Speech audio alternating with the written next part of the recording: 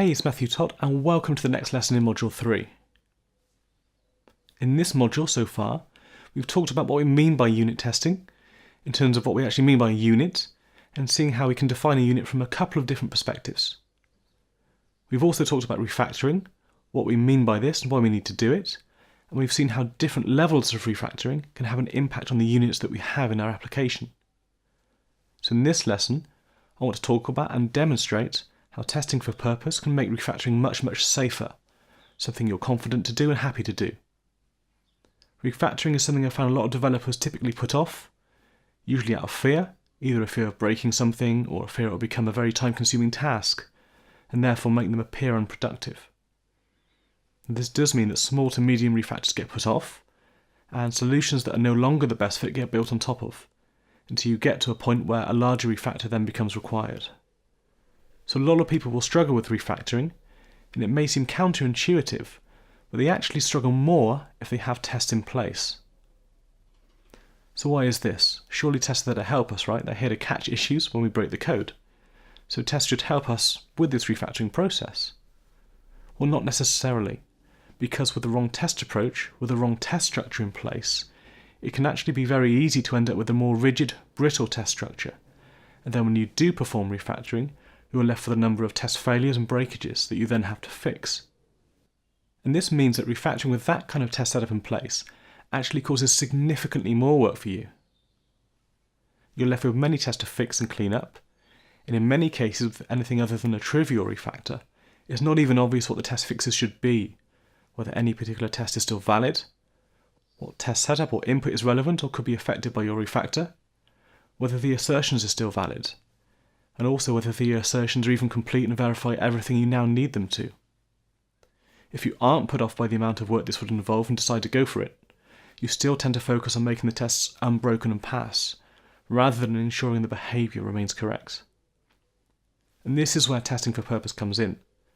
In the last module, we saw how TFP provides a benefit when writing the unit tests and when taking a test-driven approach. Because of the focus on behaviour rather than actions, it forces us to adopt a mindset where we're producing very small, precise tests. Each test has a very clearly defined purpose, and we can immediately see from its name what purpose it serves, what single piece of behaviour it's verifying. We can also see from the small test body exactly what the test input is, what test input is relevant to that particular test of behaviour, and we should see a very small set of assertions and therefore understand exactly what it looks like to verify this particular piece of behaviour. So let's look at a more concrete example of a refactor now, how testing for purpose can help us, and also talk about what it might look like if we didn't take this approach. So as a demonstration, I want to return to a reverse Polish notation calculator from Module 1. I'm showing this from a JavaScript viewpoint, but again the principal strategies are the same regardless of the implementation language, or even approach taken within the same language. If you want to see the Java version, then check out the main course navigation. So you can see I've extended the calculator, and added tests and implementation to cover the subtract operation, as well as the addition that we had before. So I've taken the exact same test approach and implementation approach as we did with the add method. So I've taken a test-driven approach using testing for purpose to build up the implementation. The implementation I went for is the simplest one, working in the same way as the addition, so I haven't attempted to factor out any common code at this point. So the stack manipulation is in the subtract method as it was with our add method. If TDD is about red-green refactor, then we've got to the point where we've tested two operations, addition and subtraction. We've gone through multiple red-green cycles, so now we can look at the refactor.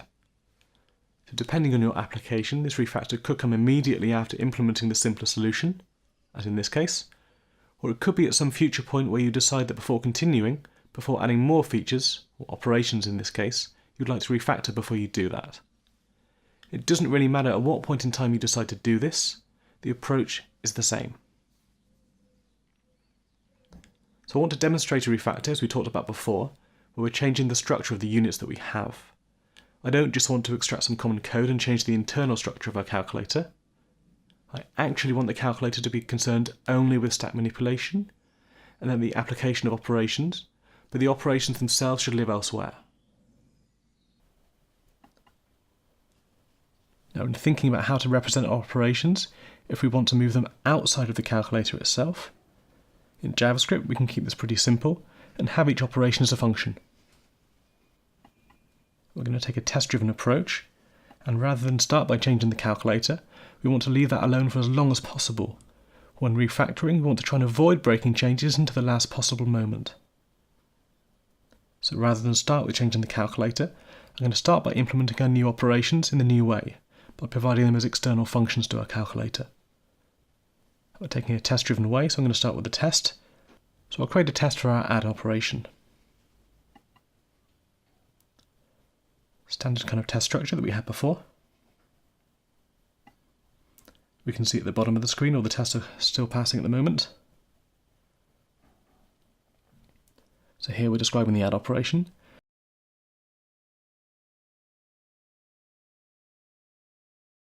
Saying that it should correctly add two values, returning the result of the addition. Using testing for purpose, remember we're testing a single piece of behaviour in each test method. In this case, because our operations are so simple, they only contain one piece of behaviour. So, the test for the addition, this will be the only test. But in a more complex scenario, more complex refactoring, remember to take a testing for purpose strategy and make sure that each test you have in this block only tests a single piece of behaviour, and then you build it up incrementally, taking the test-driven approach. So what I want to do in this test is attempt to call our add operation, call our function with two values, making sure that the return value is the result of the addition. In this case, 2 plus 3 should obviously be 5.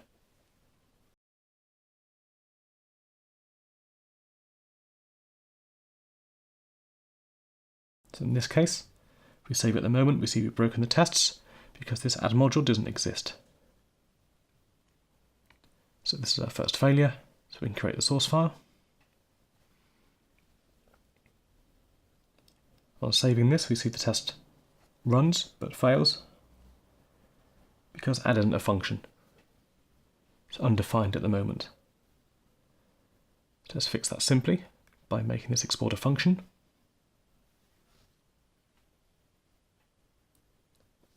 If we're to save it without changing the implementation, without adding any function body, see it still fails. Now we can go back to implementation, make the relevant change to make it actually perform the correct calculation, and we can see our new add test is passing. So we know this function, albeit it's very simple. We can see it's doing exactly what we expect it to do.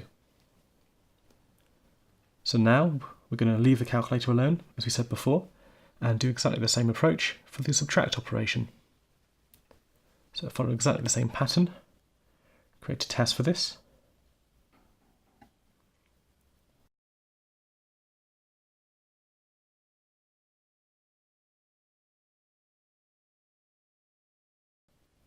Again, there's only one piece of behaviour here, which is to invoke the operation and make sure that the result is the result of the calculation.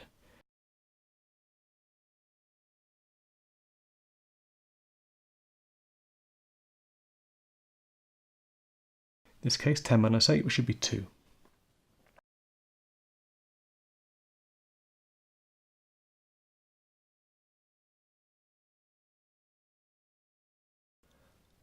So our subtract is not defined yet, so we attempt to require it. This will fail, as it did with the add function. Need to define this module.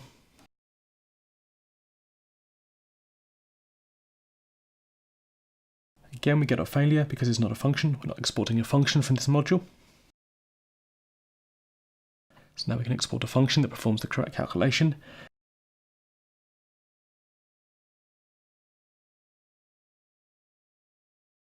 And we see all of our tests are now passing. Okay, so this is pretty simple stuff, but we've implemented the add operation as a function, and the same with the subtract operation. So now we can go back to our test code for our calculator itself.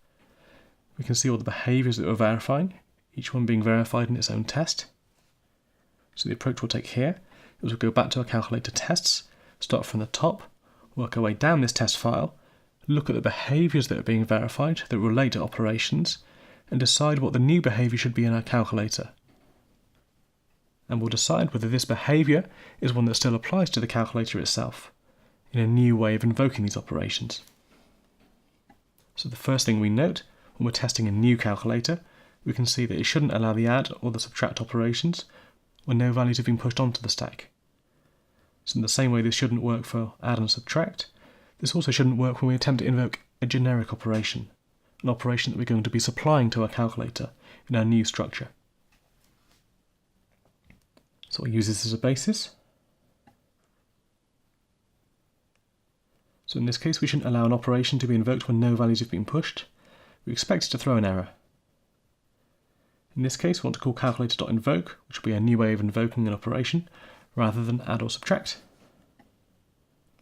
We can see we get a first failure, because invoke is not a function. So now we can return back to the implementation, add an empty function body for this. We can see it still fails, but it fails in a different way. It's failing because we're not actually throwing an error. So as we did before, taking the test-driven approach, we want to add the simplest implementation possible required to make our current test pass. So in this case, we'll just throw the error. And that test is now passing. So again, we'll go back to the calculator test, work our way down this test body, looking for behaviours relating to operations on the calculator that we currently have in our tests. So here we can see we've got testing a calculator with a single value on the stack. Also shouldn't allow the add or subtract operation. Therefore, it also shouldn't allow us to invoke operations using the new way. Remember, we're avoiding breaking our calculator, so we're not removing the old methods yet. We'll do that once we know our new way of invoking operations is working perfectly. So in the same way, it shouldn't allow add or subtract when there's only a single value. It shouldn't allow us to call invoke either. This should also throw an error. So adding a test for this, we see it passes. Because our implementation is very, very simple, we always throw an error. So now again, we can continue down our test file. Now we're looking at testing a calculator that's got two values on the stack. And we can see here, when testing the add and subtract operations, we're testing two different behaviours. We're testing the result of the calculation is correct, and we're also testing the stack manipulation is correct in our calculator. So thinking about how this applies to our new structure after refactoring, the operations themselves, the calculations themselves, we know we're already testing. We've added new unit tests for these new units that we've created. But the behaviour relating to the stack manipulation should be the same. So the stack should still be manipulated in the same way by the calculator class when we're invoking operations using the new method. So here we can add a new test to say the calculator should have a stack containing a single value after applying an operation. In the same way we verified it after calling the add and subtract using the old method. So here we'll call calculator invoke. We don't need to use a real operation in this case. Any function will do, it just needs to be callable. After calling invoke with our operation, the calculator stack should have a length of 1. So on saving this, we see it fails as we expect because we're always throwing an error. So now we've got a failing test for this condition, we can return to the implementation and attempt to fix this. So copy the logic from one of our operations, in this case subtract. So we should only throw an error if there are less than 2 items on the stack. We can make this pass by simply removing a value from the stack. We can see on saving that all of our tests are now passing. Okay, so looking at the other behaviours we're verifying about our calculator, we said before that we're testing the actual calculations themselves here, where we tested the add and subtract. Now we don't need to test the individual operations as we said before, because they have their own unit tests, but we do need to make sure that the result of the calculation does end up on the stack. So we can create a simple test here. In this case, we'll just pass a function as an operation that returns a known value. And we have an assertion to make sure that this value is on the stack. We see this fails as we expect because we're not actually calling our function and putting the result on the stack. So we can go back to the implementation, following that red or green cycle as before, and change this to actually retrieve the values from the stack and call our operation.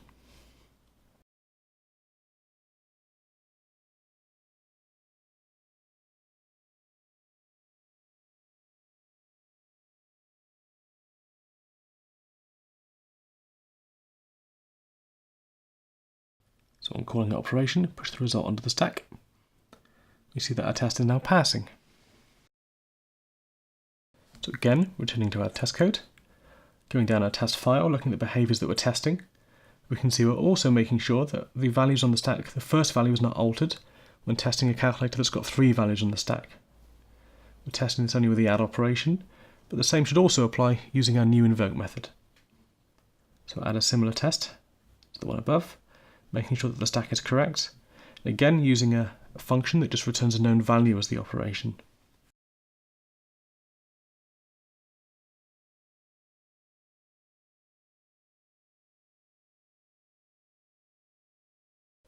Okay, we can see as expected, this test is actually passing. We didn't expect it to fail, but as before, it's an important piece of behaviour that we care about, so it's something we should test. Okay, so now with our calculator, we've got two different ways of calling operations. We've got the add and subtract methods on our calculator itself, and we've got the invoke way, which is our new way of doing this. So we've not broken any of the existing behaviour yet, but now that we've added tests for all of our behaviours that we care about, we know that the calculations are tested in their own unit tests, and looking at the test file, we know that each piece of behaviour that's relevant to the calculator itself is being tested as it applies to our invoke operation, as it did with the old way of calling out operations. There's a one-to-one relationship there between those tests. Remember, the behaviour hasn't changed, we've just changed where some of the behaviour is actually being performed. So therefore we've got new units and new unit tests for the add and subtract, but all of the behaviour relating to stack manipulation, etc. is still being tested in our calculator tests. So what we can do now is we can remove the add and subtract methods from the calculator. We see we get a number of failures to expect. So what we need to do now is go down this list of failures, and for each failing test, we need to make sure that this is a genuine failure. So we'll go down our test methods, and all of the failures should just relate to where we're calling add and subtract that no longer exist. And as we go down, it's just good to make sure that for every behaviour that we're testing, we are testing this same calculator behaviour in a new test that's using the invoke method. So in this case, we shouldn't allow operations when no values have been pushed, but we've got a test for that piece of behaviour. Same for when there's a single value on the stack. The calculator behaviour being tested there is still being tested in this test file. In this case, where we come to two values on the calculator stack, we can see that we're testing two different things. We're testing the stack manipulation, and we're also testing the result of the calculation. We know from our tests we are still testing these pieces of behaviour. So the stack manipulation is a behaviour of the calculator, so we're still tested in this file. But the calculations themselves, we pull these out to separate units, so that behaviour is covered by those unit tests. So we're just double checking this, double checking that all of the behaviour is still being tested and still exists. And that's easy to do, taking a strategy of testing for purpose, because we're taking a behaviour oriented approach to testing. So each test is only testing that single piece of behaviour. So remember, the behaviour hasn't changed, it's just moved. So we just need to make sure as we fix these failures that each piece of behaviour that we were testing before is still being tested. Albeit it might be tested in a new location, a new unit. So removing these, saving again, we can see that all of our tests are now passing. So we've successfully performed this refactor, avoiding breaking the calculator into the very last minute.